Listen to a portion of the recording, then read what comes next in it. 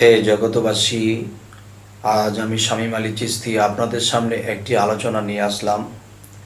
সেই আলোচনাটি হলো যে আমরা এই পৃথিবীতে অনেকে অনেক রকম ইবাদত করি, আল্লাহকে ডাকি, অনেক নিয়ম পালন করি, শরীয়তের আইন কানুন পালন করি।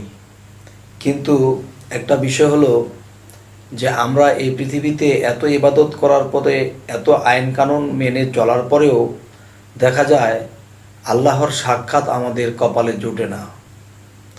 তো আল্লাহর সাক্ষাৎ আমাদের কপালে কিভাবে জুটবে? তো আমরা যে পর্যন্ত অগ্রসর হব সে পর্যন্ত পাব। যেমন কেউ যদি মনে করে যে আমরা ওই 5 পর্যন্ত যখন পড়ালেখা করি, তো 5-এর অঙ্ক যা কিছু আছে শিক্ষা দীক্ষা, দেখা যায় যে 1 থেকে 2, 2 থেকে 3, যখন 5 পর্যন্ত পৌঁছেছি তখন মনের মধ্যে অনেকটা মনে হয় যে আমরা যা শিখেছি আমরা অনেক শিখেছি। কিন্তু যখন তিনি মেট্রিকে উঠলো কিংবা এসএসসিতে পড়ালেখা করতেছে, তখন নিচের শিক্ষার্থী উপরের শিক্ষাটা আরও জ্ঞানী, আরও অনেক উচ্চস্তর।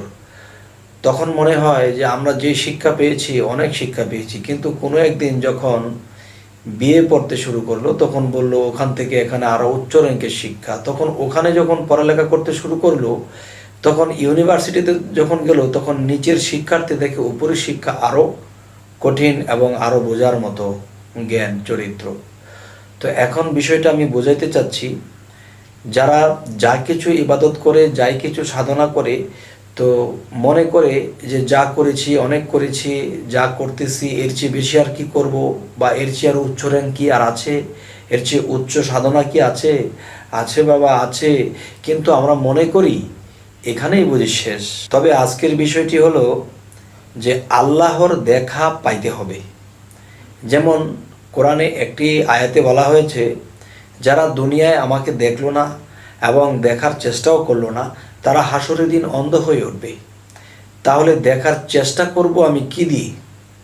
এখন সাগর পাড়ি দিতে হলে হয় আমার লঞ্চ, স্টিমার বা একটা কিছু লাগবে। এখন দেখা যায় যে চেষ্টা করেছি, নদীর পাড়ি দিয়ে ঘুরে আবার ফিরে এসেছি, এটা কি কোনো চেষ্টা হলো? আমার পাড়ি দিতে হলে আমার লঞ্চ, স্টিমার, জাহাজ একটা কিছু ব্যবহার করতে হবে, বা এরপরে আমাকে চেষ্টা করতে হবে। তো এই জন্য বলা হয় যে আমরা আল্লাহর ইবাদত করি, আল্লাহকে ডাকি, এ পর্যন্ত কি শেষ? না বাবা, এই মানব দেহটাকে আল্লাহ সৃষ্টি করেছেন এত কৌশল করে, যে কোন জায়গায় 6 লতিফা, কোন জায়গায় রুহু, কালব, সির, কোন কোন জায়গায় আল্লাহ কি রেখেছেন, এই সমস্ত কিছু জানার জন্য, বোঝার জন্যে এবং নিজকে চেনার জন্যে একজন মুর্শিদের কাছে যেতে হবে। তখন তিনি আমাকে আমার কলকবজা আল্লাহ কোথায় কি রেখেছে সমস্ত কিছু আমাকে চিনিয়ে দেবে, জানিয়ে দেবে। এবং আল্লাহ কি বহু দূরে? তাই লালন একটি কথা বলেছে, সে আর লালন একসাথে রয় তবু লক্ষ যোজন ফাঁকে। তাহলে সে আর লালন একই সাথে রয় তবু লক্ষ যোজন ফাঁকে। যদিও সাথে থাকে তারপরও সে ফাঁকে, কেননা তাকে দেখা যায় না, দেখতে পাওয়া যায় না। তবে কিছু কিছু সাধনা আছে, সেই সাধন বলে এই নিজের দেহের মধ্যে আল্লাহ মিশ্রিত হয়ে আছে, লুকাইয়া আছে। এখান থেকে আমাদেরকে সেই সাধনার দ্বারাই বের করে আনতে হবে। সেই সাধনাগুলো আমি কবির ভাষায় আমাদের চাচাগুরু জালালউদ্দিন খাঁর যে কিছু কিছু কবিতার মধ্যে যা কিছু আছে, এর মধ্যে কিছু কিছু কবিতার মধ্যে ইঙ্গিত দিয়ে গেছেন যে এই সাধনাগুলো যদি কেউ করতে পারে, তাহলে তিনি এই পৃথিবীতে বেঁচে থাকতেই আল্লাহর সাক্ষাৎ লাভ করতে পারবেন। এবং হাসরের দিনও আল্লাহকে যদি কেউ দুনিয়াতে দেখে যায়, চেনে যায়, তখন কিন্তু সে হাসরের দিনও আল্লাহকে দেখলে চিনবে। আর এখান থেকে যদি কেউ না দেখে যায়, তাহলে সেখানে অন্ধ হয়ে থাকতে হবে। তাই আল্লাহ কোরআনে একটি আয়াতে বলেছেন যে যারা আমাকে দুনিয়াতে দেখলো না এবং দেখার চেষ্টাও করলো না, তারা হাসরের দিন অন্ধ হয়ে উঠবে। হে জগতবাসী, আজকের আলোচনা এটি যে সেই সাধনার ইঙ্গিতগুলো আমি করব। যে একটি সাধনা হলো যে প্রেমের মানুষ বলে তারে এই পিঞ্জর হতে ছেড়ে গিয়া ঘুরে আবার আসতে পারে, এই দমের কোঠায় চাবি দিয়া হাস্তিকে নেস্তি করিয়া ফানা ফিল্ডার হালে গিয়া শ্রীকলা নগরে, এ পরম বন্ধুর হবে দেখা বর্জক শহরে। মরা হইয়া ধরছে যেজন, লাগ পাইয়াছে অধরারে।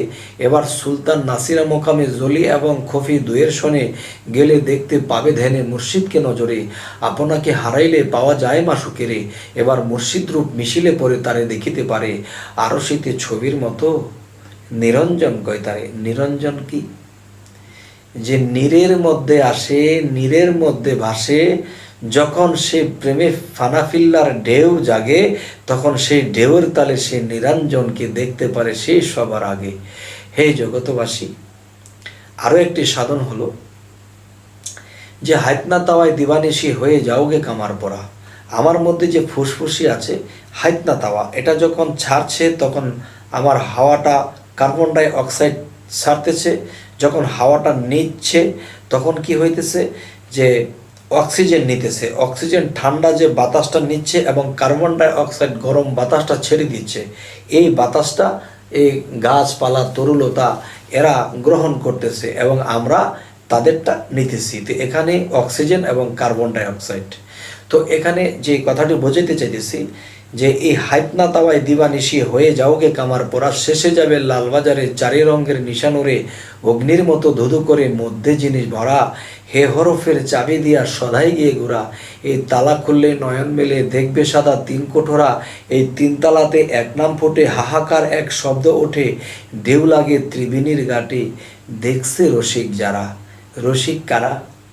যারা সমস্ত আমিত্ব নিজের মধ্যে বিলীন করে দিয়েছে। এই আমিত্বর শখ আহ্লাদ পূরণ করেনি। শত দুঃখে থেকেও তারা চোখে পানি এসেছে, কিন্তু চোখের পানি ছলো ছলো, কিন্তু তার ভিতরে কান্নার ঢেউ, কিন্তু মুখের মধ্যে হাসি। এই হাসি যখন কেউ দেখতে পায় তার মনটা সুন্দর হয়ে যায় যে এই লোকটা কত আত্মত্যাগী, ভিতরে তার কান্নার যন্ত্রণা, কষ্টের যন্ত্রণা, ভিতরে প্রেমের ঢেউ, সেই ঢেউয়ের তালে তালে চোখের মধ্যে সে পানি ঝরতে থাকে এবং সেই প্রেমের ঢেউয়ের তালে তালে তখন সে নিজ নিরঞ্জন, নিজের আল্লাহকে, নিজের রবকে দেখতে পায়। হে জগতবাসী, আজকের এই আলোচনার মূল বিষয় হলো যে আমরা কেন এই পৃথিবীতে এসেছি এবং ইবাদত করি, আল্লাহর সাক্ষাৎ কেন পাই না। অবশ্যই এই সাধনাগুলো যদি কেউ করে তখন অবশ্যই তিনি একদিন আল্লাহর সাক্ষাৎ লাভ করবে। হে জগতবাসী, আজ আমি এই কথাগুলো বলে রাখছি। সকলেই ভালো থাকবেন। আমাদের চ্যানেলের কথাগুলো যদি ভালো লাগে অবশ্যই সাবস্ক্রাইব করবেন এবং আমাদেরকে আপনাদের পাশে রেখে দিন। যখনই আপনারা চাইবেন আপনাদের সামনে উপস্থিত হয়ে যাবে আমাদের ভিডিও। আজ এই বলেই রাখছি। আল্লাহ হাফিজ।